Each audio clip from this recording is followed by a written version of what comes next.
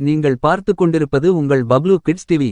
கதை பிடித்திருந்தால் மறக்காமல் சப்ஸ்கிரைப் பண்ணவும். சப்ஸ்கிரைப் பண்ண அனைவருக்கும் மனமார்ந்த அன்பும் நன்றியும். சிறுவனிடம் வந்த புலி கதை. ஒரு கிராமத்தில் விவசாயி ஒருவர் வாழ்ந்து வந்தார். அவர் நிறைய ஆடுகளையும் வளர்த்து வந்தார். அவர் அந்த ஆடுகளை மேய்ச்சலுக்காக வேறு இடங்களுக்கு கொண்டு செல்வார். சில மலைப்பகுதிகளுக்கும் மேய்ச்சலுக்காக அழைத்து போவார்கள். தினமும் அந்திப்பொழுது ஆனபின்பு அந்த ஆடுகளை அவர் மீண்டும் வீட்டுக்கு திரும்ப கொண்டு வருவார்.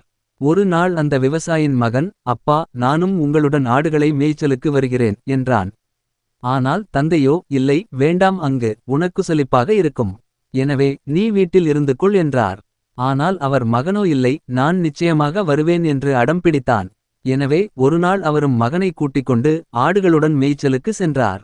அந்த சிறுவனுக்கு ஆடுகள் மேய்ந்து கொண்டிருந்த இடம் அவனுக்கு மிகவும் பிடித்தது. அங்கே அவன் மகிழ்ச்சியாக விளையாடிக் கொண்டிருந்தான். சிறிது நேரம் ஆன பிறகு அவனுக்கு சலிப்பு உண்டாக ஆரம்பித்தது. அவனுக்கு என்ன செய்வதென்று தெரியவில்லை. திடீரென்று அவன் அங்கு இருப்பவர்களை மிரட்டுவதற்கு, புலி வருகிறது, காப்பாற்றுங்கள், புலி வருகிறது, காப்பாற்றுங்கள் என்று கத்த ஆரம்பித்தான். அவனுடைய குரலை கேட்டு விவசாயி மற்றும் வேறு சில அக்கம் பக்கத்தினரும் ஓடி வந்தனர். ஆனால் அங்கே வந்து பார்த்தபோது புலி எதுவும் இல்லை. உடனே அந்த சிறுவனை பார்த்து அவர்கள் திட்டிக்கொண்டே சென்றனர். மீண்டும் அந்த விவசாயிகள் தங்கள் வேலையை செய்ய சென்றனர். ஆனால் சிறிது நேரம் கழித்து மீண்டும் அந்த சிறுவன், புலி காப்பாற்றுங்கள், புலி காப்பாற்றுங்கள் என்று கத்த ஆரம்பித்தான். திரும்பவும் அந்த விவசாயிகள் ஓடி வந்தார்கள். ஆனால் அங்கே புலி இல்லை. அப்போது அந்த சிறுவனின் தந்தை அவனிடம் சொன்னார், இனி நீ இப்படி பொய் கூறினால் நிச்சயமாக உனக்கு தண்டனை உண்டு. எனவே சத்தம் போடாமல் அமைதியாக விளையாடு என்று கூறிவிட்டு அந்த விவசாயிகள் மீண்டும் தன் வேலைக்கு சென்றனர். அந்த சிறுவனும் தன் தந்தை கூறியதை எண்ணி பயந்து இனிமேல் சத்தம் போடமாட்டேன் என்று அமைதியாக விளையாடிக் கொண்டிருந்தான். அப்போது திடீரென்று உண்மையாகவே ஒரு புலி அங்கே வந்தது. புலியை பார்த்த அந்த சிறுவன் பயத்தில் நடுங்கிக் கொண்டு இருந்தான்.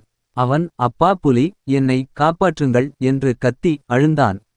ஆனால் மற்ற விவசாயிகள், இந்த சிறுவன் மீண்டும் நம்மிடம் விளையாடிக் கொண்டிருக்கிறான், நாம் நமது வேலையை பார்ப்போம் என்று யாரும் அவன் கத்தும் குரலுக்கு செவி கொடுக்காமல் தங்கள் வேலையை பார்த்து கொண்டே இருந்தனர்.